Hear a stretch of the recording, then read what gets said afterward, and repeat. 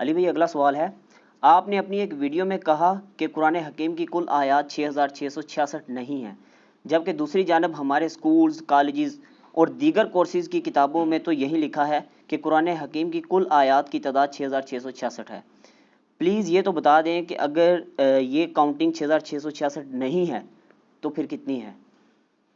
دیکھیں جی، یہ بھی ایک لمحہ فکری ہے ہم مسلمانوں کے لیے کہ وہ علماء جن کو ہم نے اس کام کے لیے پے کیا اور چندوں کے اوپر، قربانی کی کھالوں کے اوپر، زکوٰۃ اور صدقات کے اوپر، ہر حوالے پہ ہم نے ہر فورم پہ تمام مکاتب فکر کے علماء، بریلوی، دیوبندی، اہل حدیث اور ان کے مدارس کو سپورٹ کیا، لیکن اس کے اگینسٹ یہ اس امت کو، یہ ہمارے پاس جو اونلی ٹیکسٹ بک ہے، احادیث کی کتابیں تو ہماری ریفرنس کتابیں ہیں، یہ ہے ٹیکسٹ بک۔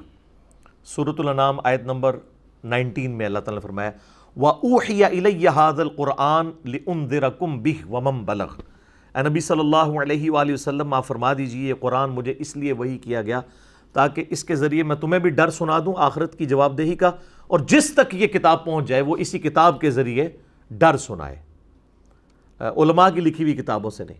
یہ کتاب جو ہماری بنیادی ٹیکسٹ بک تھی، یہ کتاب جو ہماری انسٹرومنٹ آف دعوت تھی، لیکن ہمارے علماء اس کتاب کا بھی تعارف صحیح معنوں میں ہماری امت تک نہیں کروا سکے۔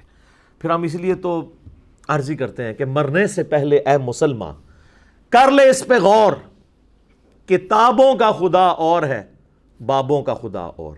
ہمارے بابوں نے ہمیں خدا کا تعارف وہ نہیں کروایا جو ان کتابوں میں تھا، جو اللہ کے محبوب صلی اللہ علیہ وآلہ وسلم نے ہمیں حجۃ الوداع پہ کروایا تھا، آپ صلی اللہ علیہ وآلہ وسلم نے غدیر خم پہ کروایا تھا۔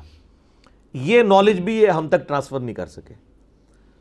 ہم بھی جب کالجز اور یونیورسٹیز کے اندر پڑھتے رہے تو باقاعدہ ہمارے تو اسلامیات کے کورس کے اندر یہ سوال ہوتا تھا کہ قرآن حکیم کی کل آیات کتنی ہیں، تو یہ میرا خیال ہے قرآن سے متعلق جو سب سے آسان سوال ہوتا تھا وہ یہی ہوتا تھا کہ 4 دفعہ 6 ڈال دینا ہے، ٹیٹرا 6، 6666، 6666۔ کتنا بڑا ظلم ہے، آج تک کسی نے یہ کوشش نہیں کی کہ وہ گھر میں پڑے ہوئے مصحف کو کھولے اور اس میں سے ڈائریکٹ آیات گن لے کہ واقعی یہ آیات اتنی بنتی ہیں یا نہیں۔ اور یہ کوئی مشکل کام نہیں ہے۔ قرآن حکیم میں کل 114 صورتیں ہیں، جہاں پہ صورت کا آغاز ہوتا ہے نا، اس کے ٹائٹل کے اوپر یہ لکھا ہوتا ہے اس صورت کی اتنی آیات ہیں، تو آپ کو صرف 114 صفحے الٹنے پڑیں گے، سارا قرآن نہیں گو تھرو کرنا پڑے گا۔ سورۃ البقرہ سٹارٹ میں ہی ہے، اس کے اوپر لکھا ہوتا ہے یہ سورۃ البقرہ ہے، یہ مدنی صورت ہے، اس میں اتنی آیات ہیں، عربی میں بھی لکھا ہوتا ہے، اردو ترجمے میں بھی۔ اس کے بعد آپ ڈائریکٹ آل عمران پہ پہنچ جائیں، اس میں لکھا ہوگا یہ سورہ آل عمران بھی مدنی صورت ہے، اس میں اتنی آیات ہیں، وہ آپ جمع کرتے جائیں۔ میرا خیال ہے اگر آپ یہ کوارنٹین کا فائدہ اٹھائیں جو یہ کرونا کی وجہ سے ہے، تو گھر میں اگر آپ اپنے بچوں کو، بیوی کو ساتھ بٹھا کے ایک بار پریکٹس کر لیں، میرا خیال ہے آدھا پونا گھنٹہ لگے گا، تو آپ کو مرنے سے پہلے کم از کم یہ پتہ چل جائے گا کہ قرآن کی آیات کتنی ہیں۔ اس کے بعد آپ نے، میں نہیں کہتا کہ علماء پہ قنوت نازلہ پڑھنی ہے کہ انہوں نے آپ کو بنیادی انفارمیشن بھی صحیح نہیں بتائی ہے، آپ نے یہ کرنا ہے کہ بس ایک دفعہ کہہ دینا ہے کہ جی علی بھائی مرنے سے پہلے کر لیا ہے غور، واقعی کتابوں کا خدا اور ہے، بابوں کا خدا اور۔ تو یہ ہے وہ سچائی۔ تو آپ یہ کاؤنٹنگ کرنی شروع کریں گے تو میں آپ کو سسپینس دور کر دیتا ہوں، آپ کو پتہ چلے گا کہ قرآن حکیم کی کل آیات 6236 ہیں، ایکسکلوڈنگ بسم اللہ الرحمن الرحیم، یعنی سورت کے آغاز میں جو بسم اللہ شریف لکھی ہوتی ہے نا، اگر اس کو چھوڑ دیا جائے، وہ فصل کے لیے ہوتی ہے وہ مصحف کا حصہ قرآن کا، لیکن وہ سورت کا حصہ نہیں ہوتی۔ قرآن میں صرف ایک سورت ہے جس کا حصہ بسم اللہ ہے، وہ ہے سورۃ النمل آیت نمبر 30، اِنَّهُ مِن سُلَيْمَانَ وَإِنَّهُ بسم اللہ الرحمن الرحیم۔ جو ملکہ بلقیس نے کہا تھا نا کہ یہ ایک میرے پاس معزز خط آیا ہے اور یہ سلیمان کی طرف سے ہے اور اس کا آغاز ہو رہا ہے اللہ کے نام سے جو رحمان ہے اور رحیم ہے۔ یہ واحد موقع ہے جہاں پہ قرآن میں سورت کے اندر ایز اے آیت بسم اللہ آئی ہے. باقی جتنی دفعہ آئی ہے نا وہ سٹارٹ میں آئی ہے. سورۃ الفاتحہ کے سٹارٹ میں بھی بسم اللہ الرحمن الرحیم آئی ہے. اب اس میں جو اختلاف ہے نا کہ یہ بسم اللہ فاتحہ کا حصہ ہے یا نہیں، اس پہ الگ سے میرا ایک کلپ ریکارڈڈ موجود ہے. آپ یوٹیوب پہ جا کے رومن میں لکھیں کہ آپ بسم اللہ سورہ فاتحہ کا حصہ ہے، تو میں نے پوری ٹیکنیکل 15-20 منٹ میں بحث کی ہے. اس کا رزلٹ یہ ہے کہ یہ بسم اللہ سورۃ الفاتحہ کا حصہ نہیں ہے، یہ الگ سے قرآن کا مصحف کا حصہ ضرور ہے. اچھا، تو قرآن حکیم میں آپ دیکھیں گے کہ آپ کو ایک صورت ایسی ملے گی جو بغیر بسم اللہ کے بھی ہے. کون سی صورت؟ سورہ التوبہ. کیونکہ اس کا جو آغاز ہے وہ اتنا زبردست ہے، اتنے پیشن کے ساتھ ہے. براءۃ من اللہ ورسولہ، اعلان برات ہے اللہ کی جانب سے اور اس کے رسول کی جانب سے مشرکین عرب سے جو عہد ہے. 4 مہینے کا ٹائم ہے. 23 سالہ دعوت و دین ہمارے نبی نے. 4 مہینے کا ٹائم ہے. اس کے بعد پھر جہاں پہ پائے جاؤ گے قتل کیے جاؤ گے، عذاب استیصال آئے گا، یا جزیرہ نما عرب چھوڑ کے یہاں سے چلے جاؤ. جیسے اگلی امتوں پر انبیاء کے انکار کے اوپر عذاب استیصال آتا تھا. سورہ توبہ کی آیت نمبر 14 میں آیا کہ اس دفعہ عذاب استیصال کی شکل یہ ہوگی کہ صحابہ اکرام علیہم رضوان کی تلواریں تم پر مسلط ہوں گی اللہ کی طرف سے. جس طرح کہ اگلے زمانوں میں آسمان سے پتھر آتا تھا یا زمین میں غرق ہوتے تھے ہواؤں کے ذریعے، سمندر میں ڈوب کے. یہ نبی علیہ السلام کی ایک خصوصیت ہے کہ عذاب استیصال قتال کی شکل میں آیا. اسی طریقے سے اگلے انبیاء کا معجزہ جو دعوی نبوت والا ہوتا تھا وہ ٹینجیبل ہوتا تھا. عصا کا سانپ بن جانا، مردے کا زندہ ہو جانا. ہمارے نبی علیہ السلام کے بھی کئی ایک معجزات ہیں، لیکن دعوی نبوت والا معجزہ ایک ہے، یہ قرآن، جو سورۃ العنکبوت میں آیا کہ یہ نبی علیہ السلام کا معجزہ ہے. بخاری مسلم میں حدیث ہے کہ ہر نبی کو اللہ نے کوئی نہ کوئی معجزہ دیا اور اس پر ایمان لانے والے لوگوں کی تعداد ڈیپینڈ کرتی تھی اس نبی کو دیے گئے معجزے پر. مجھے اللہ نے وحی کا معجزہ دیا ہے. میں امید کرتا ہوں سب سے زیادہ متبعین قیامت والے دن میرے ہوں گے، کیونکہ میرا معجزہ سب سے بڑا ہے. تو ہمیں نظر بھی آ رہا ہے الحمدللہ. تو یہ اللہ کے محبوب صلی اللہ علیہ وآلہ وسلم کا معجزہ ایسا ہے جو قیامت تک کے لیے، کیونکہ آپ کی نبوت قیامت تک کے لیے، اب کسی نبی نے نہیں آنا. اگلے انبیاء کے معجزے کی ویڈیو کوئی نہیں دکھا سکتا. ہم اپنے نبی علیہ السلام کا معجزہ سب کو دکھا سکتے ہیں کہ یہ معجزہ ہے. اس وقت شاعری عروج پہ تھی. آپ ذرا دیکھیں اس زمانے کے بڑے بڑے شعراء نے کلام پھاڑ دیے اس کو پڑھ کے. آج سائنس اپنے عروج پہ ہے. قرآن کی کوئی ایک آیت بھی ایسی نہیں جو اسٹیبلش سائنس کے خلاف ہو. ہائپوتھیسز یا تھیوریز کی بات نہیں ہو رہی، اسٹیبلش سائنس. خیر یہ ایک میرا فیوریٹ ٹاپک ہے، اس پہ میری کئی ایک ویڈیوز ہیں، میں اس طرف نہیں جانا چاہتا. اصل بات کی طرف واپس آتے ہیں جو قرآن کی آیات کی تعداد کا مسئلہ تھا. تو یہ آپ کو یہ بھی انہوں نے صحیح نہیں بتایا. آپ بسم اللہ کے بغیر اگر کاؤنٹ کریں گے تو 6236 آیات بنیں گی، اور اگر بسم اللہ کو آپ کاؤنٹ کر لیں گے بیچ میں تو آپ کو 114 صورتیں ہیں، ان میں سے ایک صورت کا سٹارٹ تو بسم اللہ سے نہیں ہے، کیونکہ اس صورت میں اللہ تعالیٰ کے غضب والا جو ایلیمنٹ ہے وہ ڈومیننٹ ہے. اور یہی اس کی حکمت ہے کہ الرحمن الرحیم سے اسے شروع نہیں کیا گیا. اللہ کی وہ والی صفت جو ہے اس کو ڈومینیٹ نہیں کیا گیا. یعنی اکثر لوگ پوچھتے ہیں نا سورہ توبہ سے پہلے بسم اللہ کیوں نہیں ہے؟ اس کی ریزن یہ ہے کیونکہ وہ آخری صورتوں میں سے اور اس میں اللہ نے اعلان برات کیا ہے. یہ اس کی ٹیکنیکل ریزن ہے. تو اس کو نکال دیں. باقی کتنی بسم اللہ بنی؟ 113. اچھا 114 ویسے بسم اللہ پوری ہیں قرآن میں، کیونکہ وہ جو 114ویں ہے نا وہ سورۃ النمل کی آیت نمبر 30 ہے. انہ من سلیمان و انہ بسم اللہ الرحمن الرحیم. الٹیمیٹلی اگر آپ گنیں گے تو 114 بسم اللہ ہے، 113 باہر اور ایک بیچ میں. اب وہ جو 113 باہر ہے نا وہ بھی آپ ایڈ کر لیں اگر 6236 میں، تو یہ ٹوٹل بنیں گی 6349. تو سر قرآن کی کل آیات کی تعداد اس مصحف کی روشنی میں اگر بسم اللہ کو آیت کے طور پر شمار کیا جائے تو بنتی ہیں 6349، 6349. اور اگر بسم اللہ کو آیت نہ شمار کیا جائے، مصحف کا حصہ تو سارے ہی مانتے ہیں، اس کے بغیر صورتوں کی آیات کو گنا جائے تو وہ بنتی ہے 6236. تو یہ 6666 سے بہت دور کا عدد ہے، کوئی لینا دینا نہیں ہے. اب یہ چلا دیا. اچھا، نبی علیہ السلام کے مبارک زمانے میں نا قرآن کی آیات کی نمبرنگ نہیں تھی، یاد رکھیے، نمبر نہیں تھے، لیکن ہر آیت کے اینڈ کے اوپر نشانی کے طور پہ تا ڈالی جاتی تھی. آیتن کہتے ہیں عربی میں نشانی کو، سمبل کو، سائن کو. تو یہ تھا کہ جی الحمدللہ رب العالمین کے آگے ایک تا ڈلی ہوئی ہوگی، وہ تا ہی بنتے بنتے اب دائرہ بن چکی ہے. یہ دائرے تھے، لیکن نبی علیہ السلام کے مبارک زمانے میں نمبرنگ نہیں تھی. یعنی آج اگر کوئی صحابی زندہ ہو کے آ جائیں اور ہم ان سے پوچھیں کہ بتائیے کہ یہ سورۃ الاحزاب کی کتنے نمبر آیت ہے، ان اللہ وملائکتہ یصلون علی النبی صلاۃ بر محمد وآل محمد اللہم صلی علی محمد وعلی آل محمد، تو سر جب تک وہ صحابی سورۃ الاحزاب کھول کے ایک ایک کر کے وہ دائرے گننا نہ شروع کرے، وہ آپ کو نہیں بتا سکتے. یہ یعنی صحابہ کی کوئی تنقیص نہیں ہے، میں آپ کو بتا رہا ہوں اللہ نے مزید آسانیاں آپ کر دی ہیں. تو وہ نہیں بتا سکتے کہ یہ 56 نمبر آیا تھا. اگر میں امام مسلم رحمہ اللہ میرے سامنے آ جائے اور میں ان سے پوچھوں کہ سر یہ بتائیے جو مسلم شریف آپ نے لکھی تھی اس میں یہ حدیث کتنے نمبر کے اوپر ہے کہ علی سے محبت نہیں رکھے گا مگر مؤمن، علی سے بغض نہیں رکھے گا مگر منافق، تو کہیں گے تو گننی پڑے گی مجھے، ہے شروع میں ہے ایمان کے چیپٹر میں. تو لیکن ہمارے ویڈیوز دیکھنے والے چھوٹے چھوٹے بچے بھی کہیں گے سر 240 ہے، 240، یہ سر اسلام 360 میں ڈال کے بھی آپ کو دکھاتے ہیں.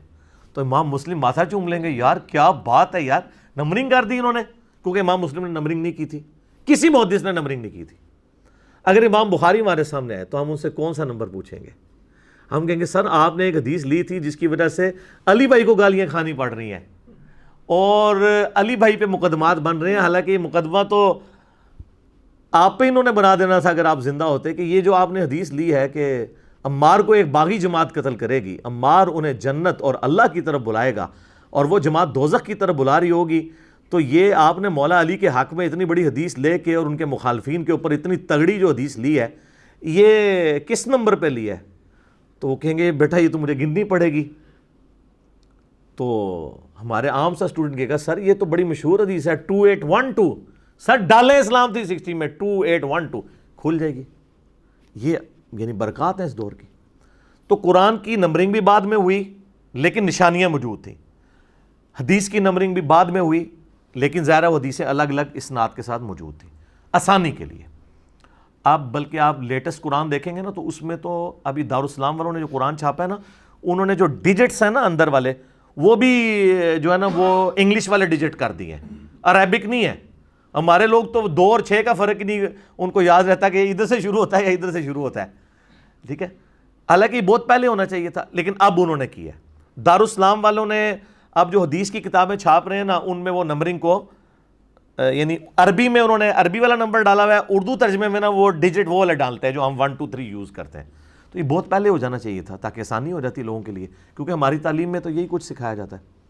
تو قرآن کی کل آیات 6666 نہیں ہے بلکہ 6349 ہیں اگر 113 بسم اللہ ڈالی جائیں، اور اگر وہ نہ ڈالی جائیں تو 6236 ہیں.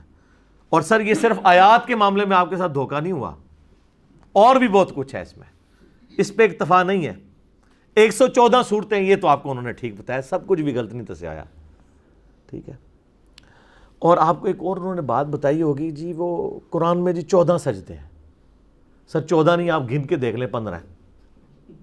سورۃ الحج میں 2 سجدے ہیں اور اس کی فضیلت ہے یہ 2 سجدوں کی وجہ سے، اور دوسرے سجدے کے ساتھ لکھا ہوتا ہے یہ شافعی سجدہ ہے. سجدے بھی شافعی بنا چھڑے انہوں نے، حالانکہ یہ مصحف تو امام شافعی سے بہت پہلے تھا. ٹھیک ہے، یہ تو حدیث کے اندر جامعہ ترمذی میں اور کئی کتابوں کے اندر صحیح ابن حبان ابن خزیمہ میں صحیح اسناد کے ساتھ موجود ہے کہ نبی علیہ السلام نے فرمایا کہ اللہ تعالیٰ نے سورۃ الحج کو 2 سجدوں کی وجہ سے فضیلت دی ہے. ہاں اہل حدیث کرتے ہیں، باقی لوگ اس کو سکپ کر دیتے ہیں. تو آپ مصحف شیعہ کا اٹھائیں سنی کا اٹھائیں، اس میں وہ والا سجدہ لکھا ہوگا اور لکھا ہوگا عند الشافعی، شافعی کے نزدیک. ٹھیک ہے، تو 15 سجدے ہیں، صورتیں 114 اور سجدے 15. اب آ جائیں جو منازل ہیں، منازل 7 ہی ہیں، یہ صحابہ کے دور میں اسٹیبلش تھی. صحابہ کرام کے دور میں صورتوں کی ڈویژن بھی تھی، آیات کی ڈویژن بھی تھی، نمبرنگ نہیں تھی، صورتوں کی نمبرنگ نہیں تھی، ترتیب تھی، جو مصحف عثمانی جسے ہم کہتے ہیں، اور منازل بھی تھے. وہ دیکھیں بڑے انٹلیکچوئل ہیں.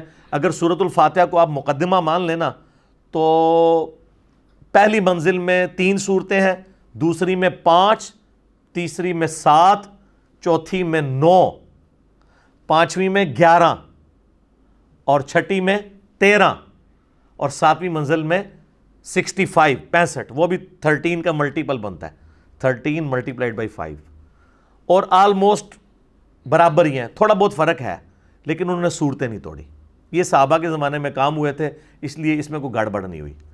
البتہ سپاروں کی ڈویژن بعد میں ہوئی ہے، اس میں گڑبڑ ہو گئی ہے. سپارے تو تابعین کے دور میں بنائے گئے، جب لوگ سست ہو گئے تو انہوں نے کہا چلو لوگ ایک ہفتے میں قرآن نہیں ختم کر سکتے. صحابہ کرام تو ایک ہفتے میں قرآن ختم کرتے تھے، ایک ایک منزل پڑھ کے، وہ نشانیاں لگی ہوئی تھی. بعد میں جب سستی آئی تو لوگ ایک مہینے میں قرآن، اب تو سر ایک مہینے کیا، ایک زندگی میں بھی ایک قرآن صحیح طریقے سے نہیں پڑھتے لوگ. تو پھر جب سستی آئی تابعین کے دور میں تو ان کا روز کا ایک ہم ایسا کر لیں، جز بنا لیں کہ ہم ایک مہینے میں قرآن مکمل کریں. جز عربی میں وہی ہم پارا کہہ دیتے ہیں، اردو کے اندر فارسی میں، تو 30 پارے بن گئے آلموسٹ نبی علیہ السلام کی وفات کے آپ سمجھ لیں 60-70 سال کے بعد. اب وہ پارے چونکہ لوگوں نے بنائے تھے، میرا خیال ہے وہ کوئی بندہ انہوں نے کوئی ناڑی بٹھایا ہوا تھا اس میں، اس نے جناب میرا خیال ہے ایسے کیا ہوگا اور وہ صفحے گننے شروع کیے، برابر برابر کر کے اس نے 30 بنا دیے. اور اس میں ظلم یہ کر دیا کہ سورۃ الحجر آپ دیکھ لیں، پارہ نمبر 13 کی آخری آیت سورۃ الحجر کی پہلی آیت ہے، اور باقی پوری سورۃ الحجر پارہ نمبر 14 میں ہے. ایک لائن کا کیا ایڈوانٹیج اس نے لے لیا ہے، سورت توڑ دی. کیا ہی زبردست ہوتا کہ سورۃ الحجر سے ہی پارہ نمبر 14 کا آغاز ہو رہا ہوتا. ایک لائن کی آیت ہے، کوئی لائن یہ نہ سمجھے گا کوئی صفحے کی ہے، ایک لائن، پوری لائن بھی نہیں بنتی، وہ کھینچتان کے اسے لمبا کر کے لکھتے ہیں. آدھی لائن کی وہ آیت ہے، وہ انہوں نے پارہ نمبر 13 کے اینڈ پہ رکھی اور پورا پارہ نمبر 14 کے اندر باقی صورت ٹرانسفر کر دی. ان کو کیا مسئلہ تھا کہ مطلب یہ شروع نہیں کر سکتے تھے وہاں سے سورۃ الحجر کو؟ اگر یہ پارہ نمبر 14 کے سٹارٹ میں لے آتے تو اس میں کوئی پرابلم تھی ان کو؟ اعوذ باللہ من الشیطان الرجیم، بسم اللہ الرحمن الرحیم. آپ دیکھیں نا جی، آغاز میں تو کہتا ہوں بڑا مزہ آتا. سٹارٹ ہو رہا ہے الف لام را. ہو سکتا ہے انہوں نے کہا جی میں ان کو حروف مقطعات سے شروع کرنا پڑ رہا ہے اور یہ الف لام را سے ہمارا 14واں پارہ نہ شروع ہو، تو میں ان کو اس وقت اگر ہوتا یا یہ اب ہوتے تو میں ان کو پھکی دیتا کہ آلریڈی تم لوگوں نے ایک پارہ شروع تو کیا ہوا ہے ایسی چیز سے. یہ جو 26واں پارہ ہے وہ حامیم سے شروع ہو رہا ہے. اگر 26واں پارہ حامیم سے شروع ہو سکتا تھا سورۃ الاحقاف، تو یار 14واں پارہ الف لام را سے شروع نہیں ہو سکتا تھا؟ یہ کیا ظلم کیا ہے کہ چھوٹی سی ایک آیت انہوں نے پکڑ کے سورۃ الحجر کے ٹکڑے کر دیے. یہ آیت کتنی ہے سنیں، بسم اللہ الرحمن الرحیم. الف لام را تلک آیات الکتاب وقرآن مبین. بس 5-6 اس کے اندر کلمات ہیں، ایک لائن بھی پوری نہیں بنتی ہے، کھینچ کے لمبا کر کے اس کو ایک لائن میں لے کے آتے ہیں. آدھی لائن پونی لائن کی ایک آیت تھی، یہ اس میں ڈال دیتے. سورۃ الحجر کی آپ دیکھیں کل آیات ہیں 99، اس میں سے 98 آیات پارہ نمبر 14 میں ہے اور ایک آیت 13 میں ہے. یہ اسلام کی خدمت کی ہے جی. پھر ہم جب ان کو کہتے ہیں نا کہ یار یہ کیا ٹیکنیکلی مس ہینڈلنگ کی ہے، جب وہ گورا بھی اس کو انالائز کرتا کہتے ہیں یار یہ کیا ہوا ہے، تو ہم ان کو بتاتے ہیں یار یہ پاروں کی ڈویژن جو ہے نا یہ ہمارے بابوں کی ہے. یہ کتابوں کا خدا اور ہے اور بابوں کا خدا اور. تو میں پھر پہلے عرض کرتا ہوں پھر آگے چلتے ہیں. ابھی میں نے اس کے اوپر ڈسکشن کرنی ہے کچھ کہ مرنے سے پہلے اے مسلمان کر لے اس پہ غور، کتابوں کا خدا اور ہے، بابوں کا خدا اور. کہنے کو تو دین سب کا اسلام ہے، لیکن صوفیہ بھی کہتے ہیں ہم اسلام کو فالو کر رہے ہیں، سلفی بھی کہتے ہیں ہم اسلام کو فالو کر رہے ہیں، حنفی بھی کہتے ہیں ہم اسلام کو فالو کر رہے ہیں، بریلوی دیوبندی اہل حدیث شیعہ سب کے سب کہہ رہے ہیں کہنے کو تو دین سب کا اسلام ہے، لیکن کتابوں کا جہاں اور ہے، بابوں کا جہاں اور. اس کا ایک وکھرا جہاں ہوتا ہے بابے کا. یہ وکھرے جہاں آپ دیکھ لیں انہوں نے کیا جہاں انہوں نے بنایا. تو آپ ہماری باتیں سنیں گے نا تو ایک دن آئے گا آپ بھی جھوم جھوم کے کہیں گے کہ نہ میں وابی نہ میں بابی، میں ہوں مسلم علمی کتابی، نہ میں سو کالڈ وہابی ہوں اور نہ میں سو کالڈ بابوں کا دفاع کرنے والا بابی ہوں، میں علمی کتابی مسلم ہوں۔ تو اب مجھے بتائیں، یہ جو پبلک میں انہوں نے مشہور کیا ہے کہ جی شیعہ کہتے ہیں قرآن کے 40 پارے ہیں، حالانکہ قرآن کے 30 پارے ہیں، حالانکہ قرآن کے 30 پارے بھی نہیں ہیں، وہ بھی مولویوں نے بابوں نے بنائے ہوئے ہیں۔ قرآن کی تو 114 سورتیں تھیں، 7 منازل تھیں، پارے تو بعد میں بنے، جو چیز بنی بعد میں اس کی بنیاد پہ کہہ رہی وہ کہتے ہیں 40 پارے ہیں اور ہم اہل سنت کہتے ہیں 30 پارے ہیں۔ اور سر 30 پارے بھی تو بعد میں ہیں، نبی علیہ السلام نے تو 30 پارے بنائے ہی نہیں ہیں، ورنہ یہ والا کام ہوا ہوتا کہ سورۃ الحجر کی 99 آیات میں سے 98 آیات پارہ نمبر 14 میں ہوتی اور ایک آیت جو ہے وہ ادھر ہوتی۔ ایک آیت سے کیا ایڈوانٹیج لیا ہے انہوں نے، سوائے قرآن کی خوبصورتی توڑ دی ہے۔ اسی طریقے سے جو رکوع ہے نا جی، رکوعوں کی تقسیم بھی بعد میں ہوئی ہے مضامین کے اعتبار سے۔ ایک سب ٹاپک سورت، آپ کو پتا ہے نا، آیات مل کے ایک سورت بناتی ہیں، ٹھیک ہے، اور وہ ایک پورا اللہ تعالیٰ کا ایک خطبہ ہوتا ہے، اس میں کئی ایک چھوٹے چھوٹے ٹاپکس ہوتے ہیں، ان کو بعد میں نا انہوں نے تابعین کے دور کے اندر ڈیفائن کیا۔ 558 رکوع ہیں قرآن میں ٹوٹل، وہ مضامین کے اعتبار سے ہوتا ہے۔ اور یہ جو رکوع ہے نا، یہ سپاروں کی تقسیم سے بھی بالا ہیں۔ آپ دیکھیں گے کہ سورہ یاسین میں سٹارٹ میں آپ جب دوسرا رکوع دیکھیں گے نا، دوسرا رکوع شروع ہوتا ہے پارہ نمبر 22 میں اور ختم پارہ نمبر 23 میں ہوتا ہے۔ یہ نہیں ہے کہ پارہ اینڈ ہوا ہے تو رکوع ختم ہوا ہے، اس لیے کہ مضمون کمپلیٹ نہیں ہوا تھا، تو رکوع جا کے بعد میں۔ لیکن یہ کمال کی تقسیم ہے۔ مجھے چند ایک جگہ پہ اختلاف ہے رکوعوں کی تقسیم کے ساتھ کہ وہ مضمون اس میں اس طرح نہیں ہونا چاہیے تھا، لیکن اوورآل یہ بہت سمجھداری کے ساتھ ڈویژن کی ہے، کوئی شک نہیں اس کے اندر۔ ظاہر انسانی کوشش، آپ اختلاف رائے کر سکتے ہیں۔ تو پاروں کی تقسیم اور رکوعوں کی تقسیم بعد کی پیداوار ہے، تو جو چیز ہی بعد میں ہے اس کے اوپر جھگڑنا، پھر جعلی قصے کہانیاں بنانا کہ جی شیعہ کہتے ہیں 40 پارے، ہم کہتے ہیں 30 پارے۔ سر آپ بھی جو کہتے ہیں نا وہ بھی ویسے ہی کہہ رہے ہیں، پارے شارے تو بنے ہی بعد میں، یہ تو صورتیں تھیں، یہ تو آسانی کے لیے۔ آپ دیکھیں گے سعودیہ کے کئی قرآن ہیں، وہ اگر آپ وہ جو ان کے اپنے لوکل قرآن شروع ہوتے ہیں نا، تو وہ ہمارا تو پارہ شروع ہوتا ہے نا تو نئے پیج سے شروع ہوتا ہے، وہ پیج کے سینٹر سے بھی ان کا پارہ شروع ہو جاتا ہے، کیونکہ وہ اس تقسیم کو اس طریقے سے لے کے نہیں چل رہے ہوتے۔ پھر آگے یہاں پہ آپ دیکھیں گے ہمارے جو مصحف کی تقسیم میں آپ کو ہر پارہ بھی 4 حصوں میں ڈیوائیڈ ہوا ہے۔ 1/4 ہے جسے ہم ربع کہہ رہے ہوتے ہیں، چوتھا حصہ، ٹھیک ہے، پھر نصف آتا ہے، اس کے بعد جو ہے ثلث آتا ہے، پھر وہ کمپلیٹ ہوتا ہے۔ لیکن آپ عرب کے قرآن دیکھیں گے نا جو عربیوں کے ہیں، اس میں یہ والی تقسیم نہیں ہوئی ہوگی۔ ظاہر ہے یہ تو عربیوں کو تو پتہ ہے کہ یہ کیا ہے۔ اچھا ہمارے یہاں پہ کئی ایک صورتیں ہیں جن کے نام ہمیں زبانی یاد ہیں، لیکن آپ عرب ملکوں میں جائیں نا تو آپ وہاں قرآن کھولیں تو ان صورتوں کے نام ہی وہ نہیں ہوں گے، انہوں نے دوسرے نام لکھے ہوں گے، وہ بھی ثابت ہے۔ مثلا ہم یہاں سورۃ المؤمن کہتے ہیں، عرب کے لوگ اسے سورہ غافر کہتے ہیں، غافر کا لفظ بھی اس میں موجود ہے، المومن کا لفظ بھی موجود ہے۔ ہم کہتے ہیں سورہ بنی اسرائیل، عرب کے قرآن آپ دیکھیں گے تو لکھا ہوگا سورۃ الاسراء، سبحان الذی اسریٰ بعبدہ۔ ہم یہاں عجم میں کہتے ہیں سورہ حامیم السجدہ، عرب کے لوگ اسے کہتے ہیں سورہ فصلت، کتاب فصلت آیاتہ۔ تو یہ دو نام ہیں، لیکن عرب و عجم میں چاند ایک جگہ پہ فرق چل رہا ہے۔ ہم سورۃ الملک کہتے ہیں، حالانکہ سورہ تبارک بھی اس کے لیے استعمال ہوتا ہے، دونوں چلتے ہیں۔ تو پاروں کے اوپر یہ جھگڑتے رہے اور پاروں کی ڈویژن تو ہوئی بعد میں۔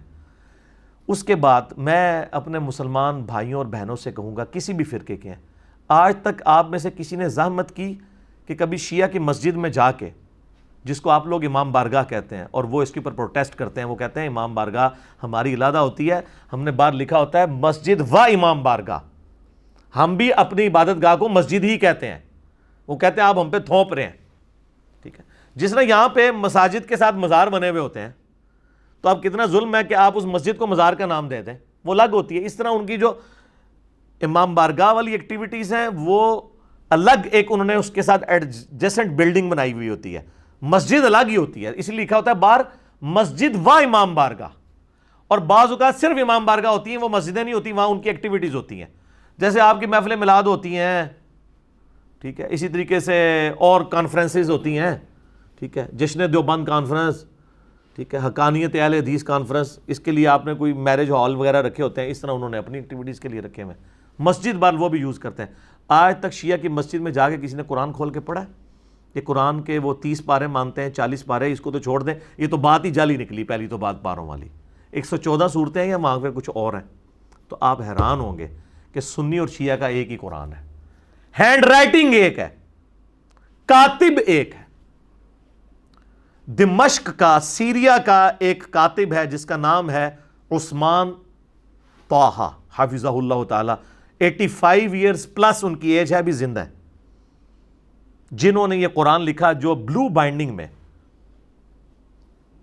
خط نسخ جو ہمارا یہ سب کانٹیننٹ میں پڑھا جاتا ہے اس کے اعتبار سے یہاں چھپتا ہے، اور خط ریحان میں نا گرین بائنڈنگ میں جو عرب کا سٹائل ہے وہ بھی اسی بندے نے لکھا ہوا ہے، وہ وہاں سے چھپتا ہے۔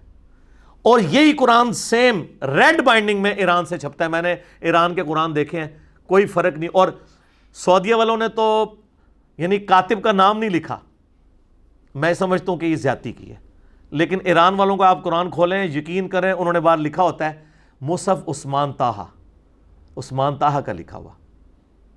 ہم جب جواد نقوی صاحب کو ملنے گئے تھے تو سارے بچوں نے جو مصحف اٹھائے ہوئے تھے، آپ نے دیکھا نہیں باہر لکھا تھا عثمان طٰہٰ کا نام، اتنا موٹا لکھا ہوا تھا۔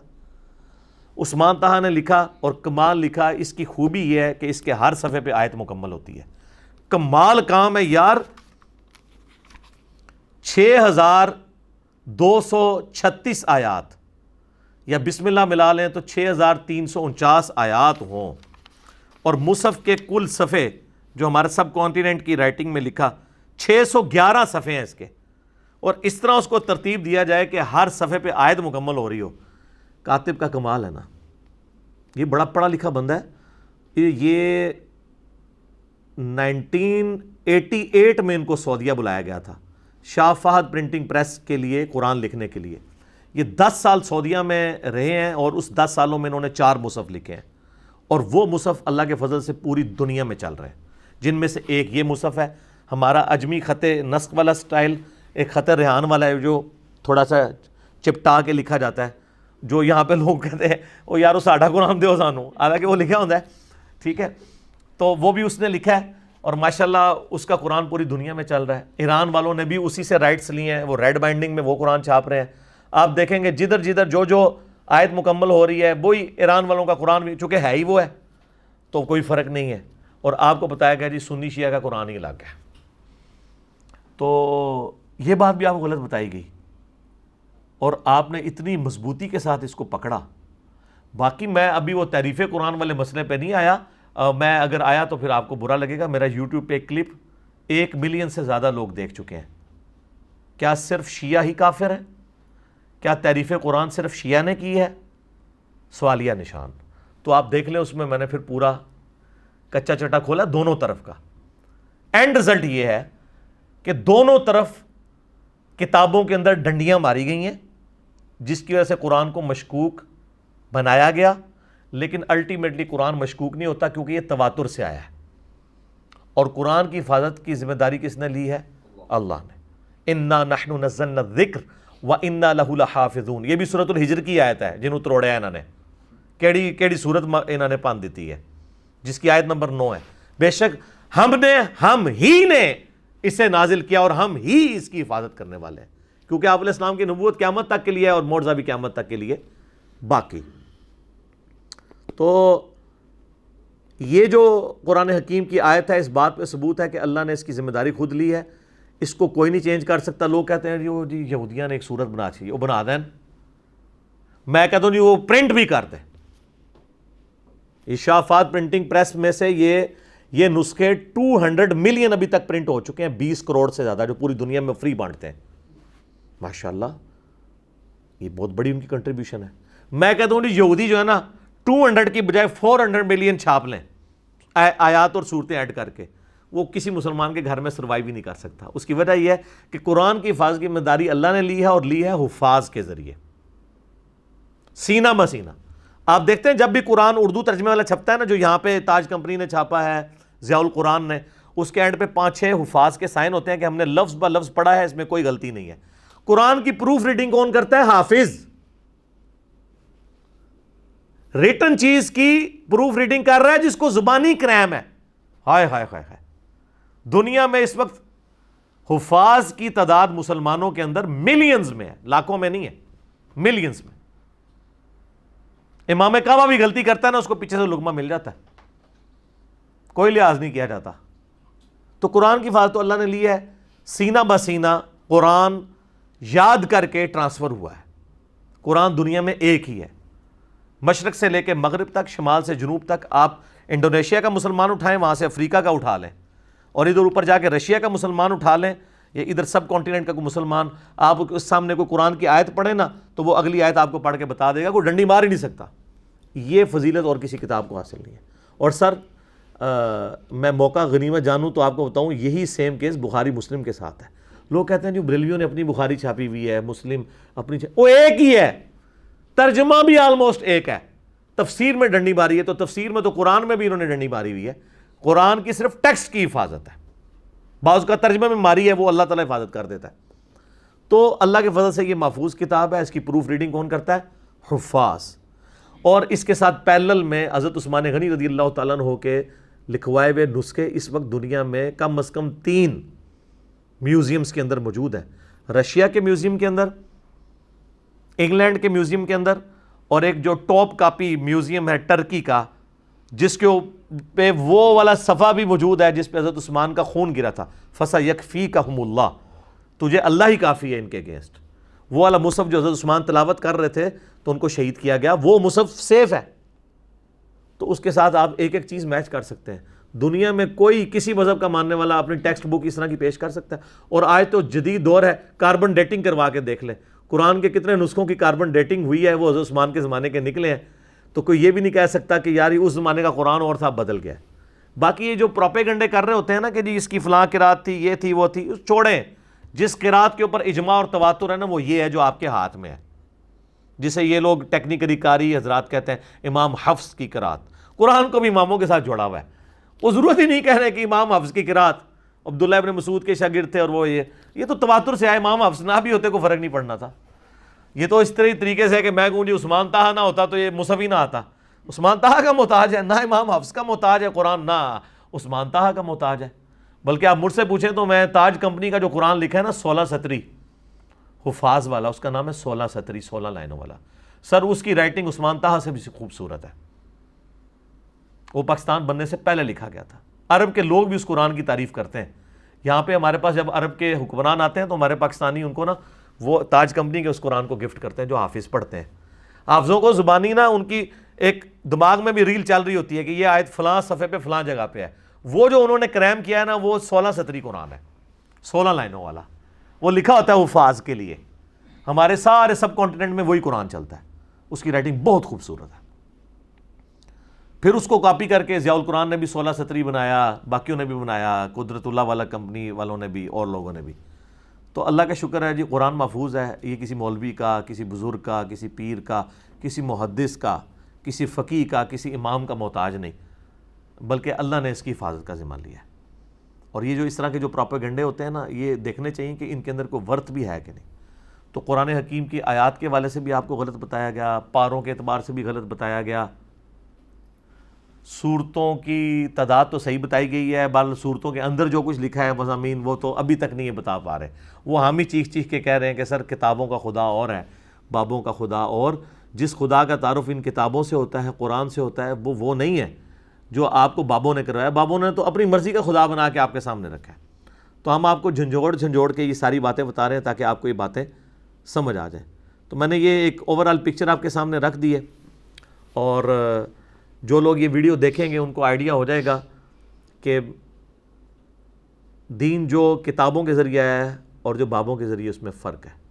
باقی کورس کی کتابوں میں ظاہر ہے چونکہ بابوں کے ہی زیر اثر لوگ لکھ رہے ہوتے ہیں تو وہ اس طرح چل رہا ہوتا ہے. میں نے جو قرآن کلاسز اپنی لیٹسٹ ریکارڈ کروائی ہیں اس کے پہلے 6 لیکچر صرف تعارف قرآن پہ ہیں. سر آپ دنیا میں ہزاروں کتابیں پڑھ لیں تو ایک طرف وہ نالج ہوگا ہر اعتبار سے. آپ کو ہر ٹاپک میں نے اس میں ڈسکس کیا 40 پوائنٹس, اور یہ جو کچھ میں نے آج کچھ بولا ہے نا اسی ٹاپک پہ اس سے ڈیٹیل میں اس میں بول چکا ہوں. یہ اس کے 4-5 پوائنٹس ہیں جو میں نے تھوڑے سے وقت میں ڈسکس کیے ہیں, وہ 40 پوائنٹس ہیں جو آپ سوچ سکتے ہیں نا قرآن کے تعارف پہ، وہ آپ کو 6 لیکچرز، ہمارے قرآن لیکچرز کی جو نیو کلاسز ہیں، جو ہم نے ایک ڈیفرنٹ بیک گراؤنڈ کے ساتھ سٹارٹ کیے ہیں، ایک طرح کا بیک گراؤنڈ چل رہا ہے اس کا، پیچھے وہ جو محراب سے بنے ہوئے ہیں ڈارک گرین کلر میں، اور بیچ میں وہ بڑا خوبصورت سا، تو ظاہر ہے ہمیں وہ فزیکلی تو کسی مسجد کے محراب میں نہیں بیٹھنے دیں گے، تو اسی محراب ہی چکے تھے لہندا سی کہ جناب اے ویکھو چلو اسی بیٹھے ہیں، اور اس کو ڈیفرنٹ کیا تھا کیونکہ باقی میری ساری کلاسز جو ہے نا وہ ڈیفرنٹ بیک گراؤنڈس کے ساتھ ریکارڈ ہوتی تھی. آلریڈی جو 344 کلاسز کے اندر قرآن آلموسٹ 9 سال میں مکمل ہوا ہے، اور یہ تو شاید اب 9 سال سے بھی زیادہ لگ جائیں، لیکن یہ میں تفصیلی کر رہا ہوں کہ کوئی کسر اس میں رہے نا. تو وہ ہم نے ڈیفرنٹ بیک گراؤنڈ سے کیا ہے، اس سے پتہ چل جائے کہ یہ قرآن کلاس ہے اور یہ ادر دین قرآن کلاس ہے. تو اس میں آپ 40 پوائنٹس وہ پہلے 6 لیکچر سن لیں تو آپ حیران ہو جائیں گے قرآن اینڈ ماڈرن سائنس کے اعتبار سے، قرآن کی جو ناسخ و منسوخ کا ایشو ہے، اور ہر طرح کے یہ معاملات. اس کی عربک کون سے والی عربک ہے، یہ بھی اکثر آپ سن رہے ہوں گے جو قرآن دی عربی ہو رہا ہے تو اور عربی ہو رہا ہے، او ایک ہی ہے عربی اور ہے. ٹھیک ہے جی، بس میں ہی کہاں گا غور کر، اور کہنا لیا مرنے سے پہلے اے مسلمان کر لے اس پہ غور، اور چھڈ غور کر. ٹھیک ہے، کتابوں کا خدا اور ہے، اے اور کہہ تو تے بابیاں دا خدا اور اے اور ہے تے غور کر کہ تینوں دین کچھ اور دسیا گیا. تو ایک دیہڑا آئے گا تو بھی کہیں گا انشاءاللہ کہ نہ میں وابی نہ میں بابی، میں ہوں مسلم علمی کتابی. ٹھیک ہو گیا جی.